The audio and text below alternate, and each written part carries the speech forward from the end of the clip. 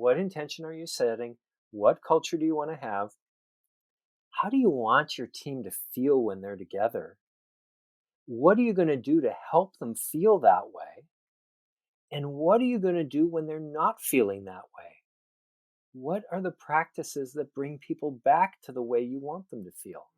Because if you haven't had those conversations, you're just winging it.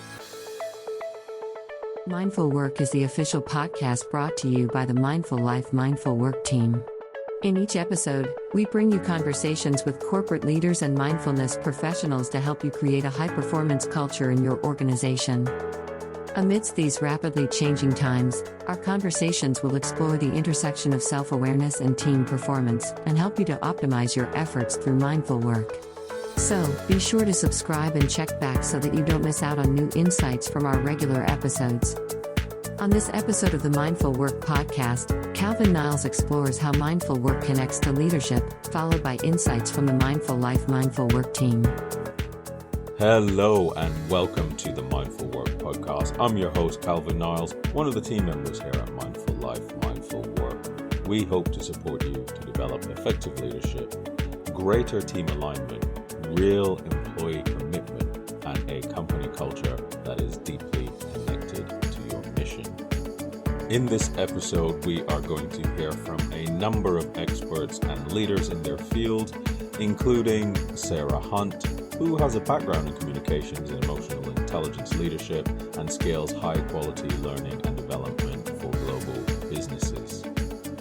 We'll also hear from Sanjay Kapoor, who is an executive and well-being coach and a healthcare leader in the US. And you'll also hear from our very own Jonathan Reynolds and Varun Gupta. Jonathan is the CEO here at Mindful Life Mindful Work and has worked extensively with leaders around the world. And Varun Gupta, who draws upon his experience as an improv theatre actor and his understanding of human dynamics and complex business processes. This episode is all about leadership and the challenges that arise, and we'll touch on some other subjects as well. But before we even do that, let us take a mindful pause. Pausing is so very important, especially during times of transition.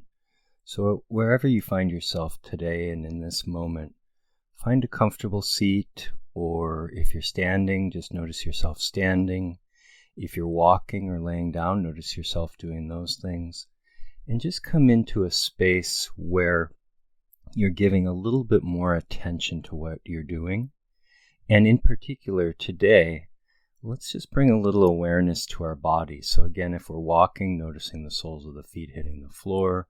If we're sitting, noticing our posture and where we can rest into, feeling more grounded. Same is true of standing, noticing the soles of the feet. And if we find ourselves reclining or laying down, just noticing that. And just take a moment and really pause. Really direct your attention to your body.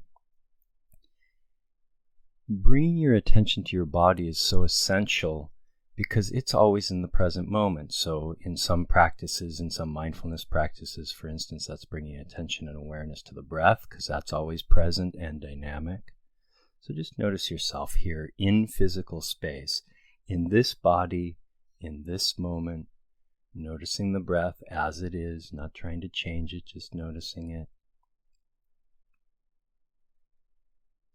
Noticing the sounds around you if you're in a busy cityscape, noticing those sounds, not pushing them away, not pulling them towards, just noticing them in your experience, in awareness.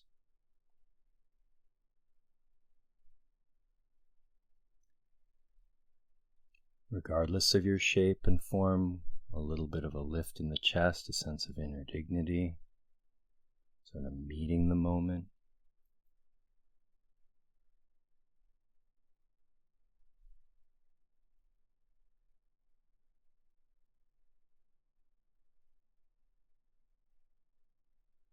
And when it's time to transition, when it's time to go back into whatever you're doing, whatever your day requires of you, just noticing this is always available.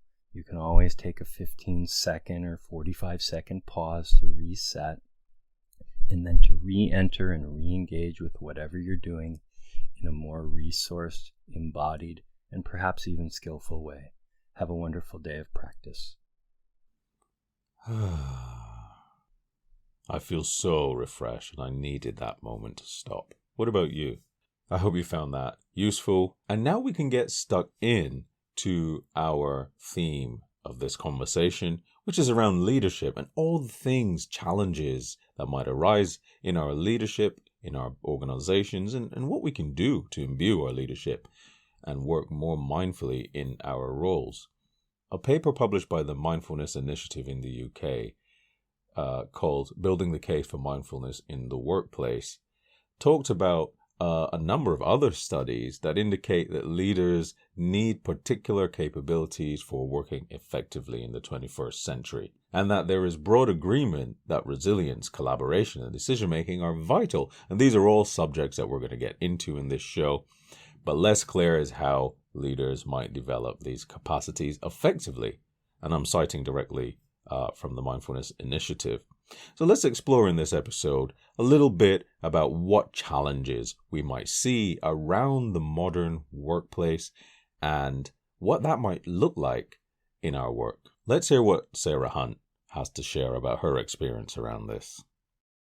I think overall, a general increase in the level of complexity that we're dealing with in our lives, in modern life, right? The degree of pace, the expectations that are being placed upon us, the rate of change that we're facing, that is, I think, a really common and quite universal theme, despite where you may live. And of course, that shows up individually in different ways. And so I think from my perspective, what I've started to see as somewhat of a meta trend is this realization that as people, we now can no longer kind of hold that level of expertise of knowledge that we may have been able to in previous generations.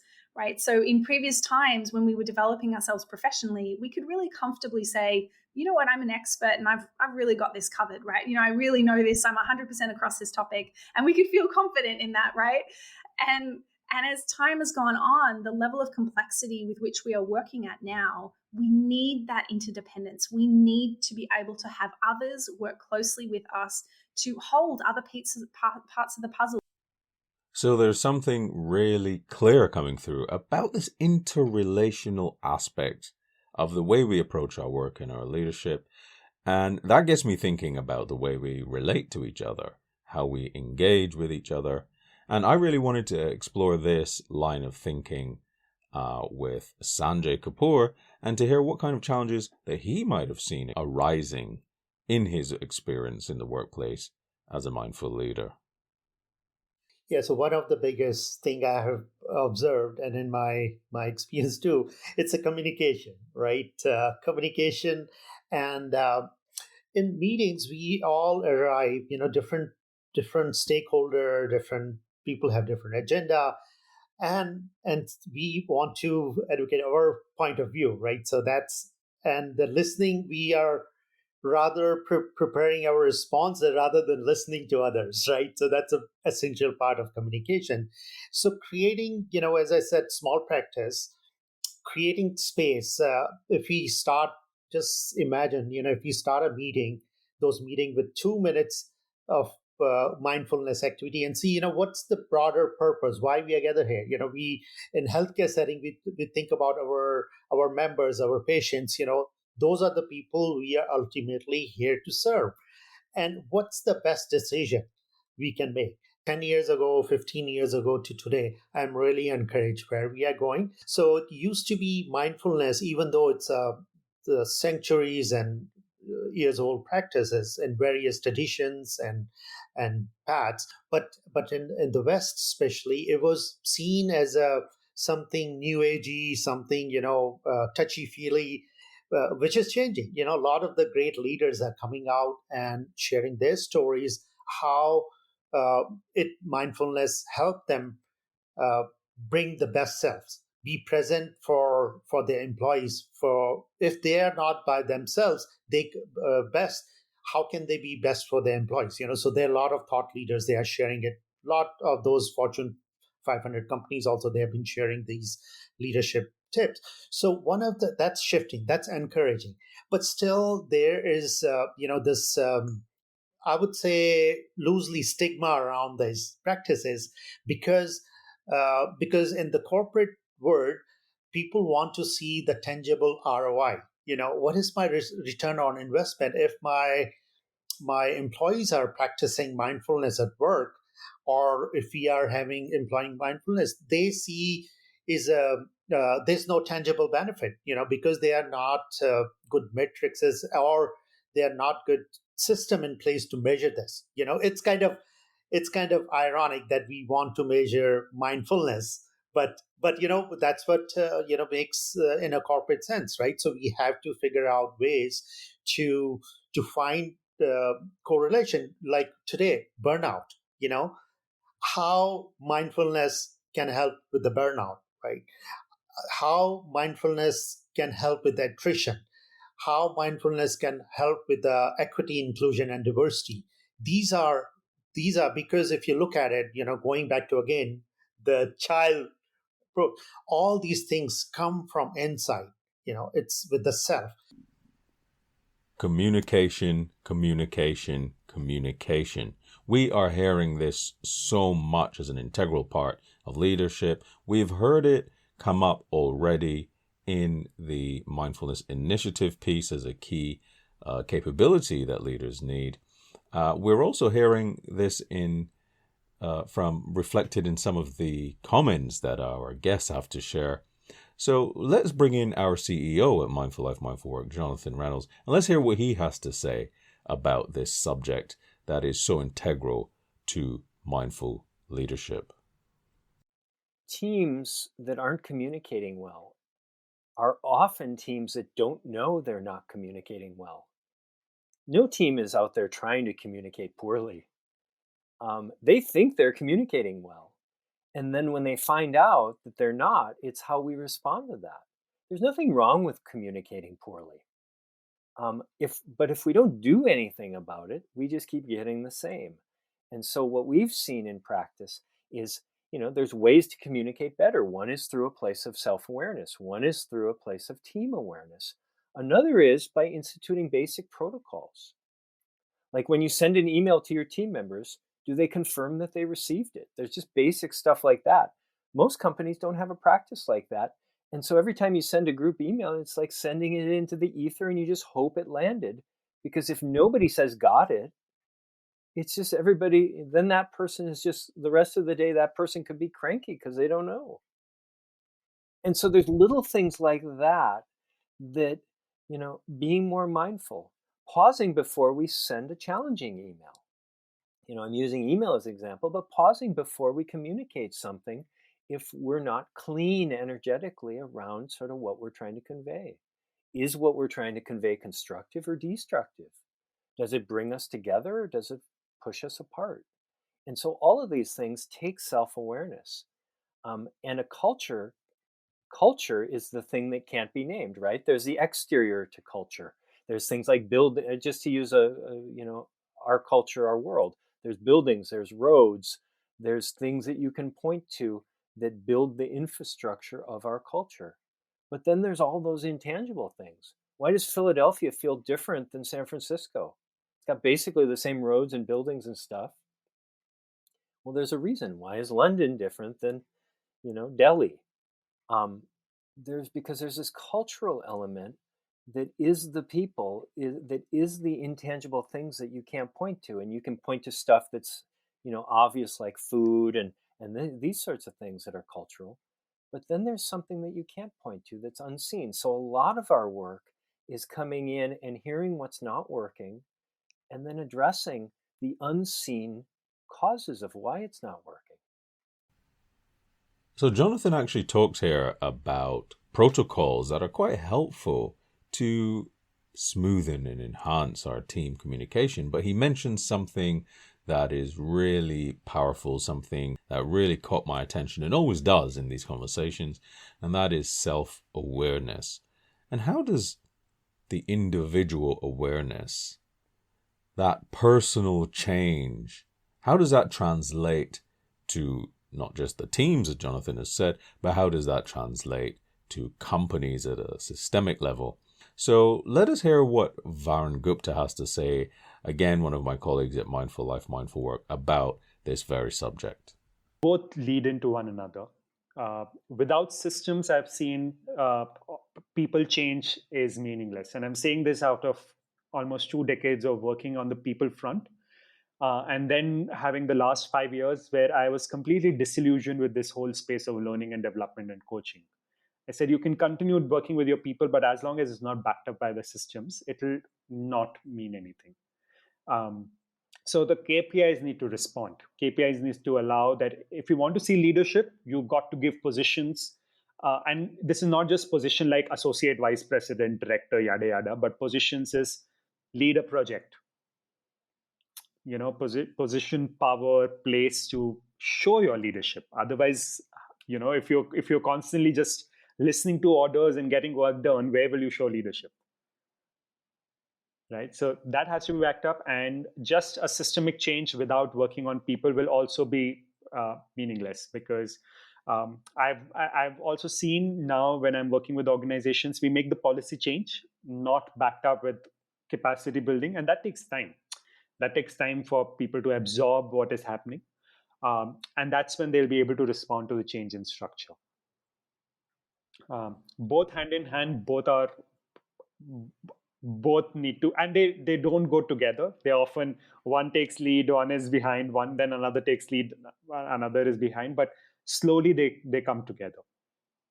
Okay, well, so far we've heard some challenges, and quite common challenges, that are arising in the workplace, and some are old problems and some are newer problems because of the evolution of work. And we're also hearing some of the ways working mindfully can contribute to improving performance in this way.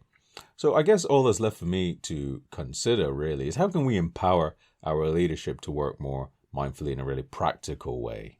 Let's hear again from Sanjay Kapoor, as somebody who's experienced in building out mindfulness programs in organizations. If you look at in our case, case study is, so there you demonstrate something, pilot small things, starting small from bottom up, and see how people come. So we started a wonderful volunteer we have, all supporting each other, pure like just a desire to help each other. That's where the program started. If you wait for a corporate to say, okay, we are going to assign 6 people, 6 facilitator to lead the mindfulness program, it's going to take some time. But starting from the bottom, so you start from people who need support, small groups. And then at the same time, what we do is also reach to the leadership. Take every single opportunity, whether it's in the meetings they are having, all hands meetings, or their leadership meetings, say, you want to have a little break or thrive activity or something, we can provide a small mindfulness break. Would you be able to open to it? It says asking questions and be there offering them. Say, okay, here I would like to offer a small taste, so have present. The leadership, so you have to reach out to leadership and find the allies amongst them. Okay, there you have it. So we learned quite a lot in this episode on leadership and some of the skills that we need to build our leadership performance. We've learned some of the challenges that are arising and some of the limitations that might be existing around building this high-performing team, or probably just performing the best we can is better language to use. And we've also heard how we can practically think about taking steps to add these ways of working more mindfully to our workplace. So I guess all is left for me to say, coming back to this point of self-awareness and the individual element of being able to work more mindfully as a professional, going back to what Jonathan said about self-awareness, I've asked my guests to share with us one practical tip that you can do right now to work more mindfully in your work.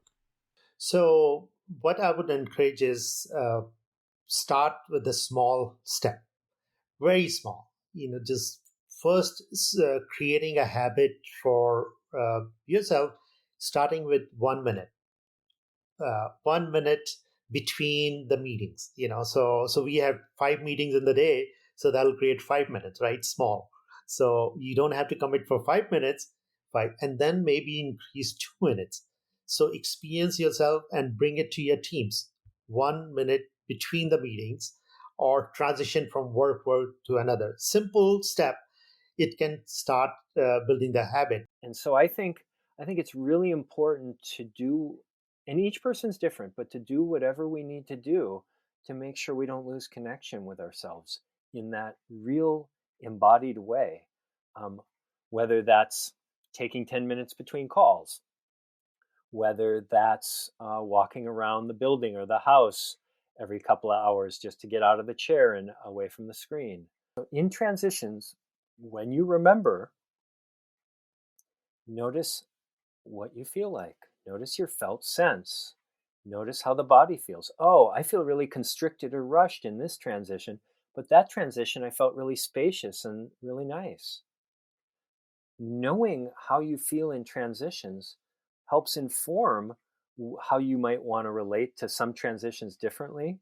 And over time, that information that you get, which won't be intellectual information, will be embodied felt sense information, can help inform a deeper learning for how you navigate future transitions. I think we're transitioning so often, so rapidly, so much, and this takes almost no effort other than to notice. There you have it, folks. Some really practical tips to work more mindfully that you can do right now. And sadly, that brings us to the end of this episode on the Mindful Work podcast. I'm so glad to have had you with me on this journey. Please take away whatever works for you. And, if you have any questions around this, email me, calvin.niles@mindfullifemindfulwork.com. I'd be happy to put those questions to my guests, and I'd be happy to come back and answer them and give you a shout out in a future episode. If you want to subscribe, in fact, please do subscribe, because we need you to make sure that you don't miss any future episodes. So share any questions, share any feedback, make sure you subscribe to this podcast and share it with anyone who you think would benefit from working more mindfully. Look forward to seeing you on the next episode of the Mindful Work podcast. Bye for now. Mindful Work is the official podcast brought to you by Mindful Life Mindful Work Incorporated. To learn more about our work, visit www.mindfullifemindfulwork.com.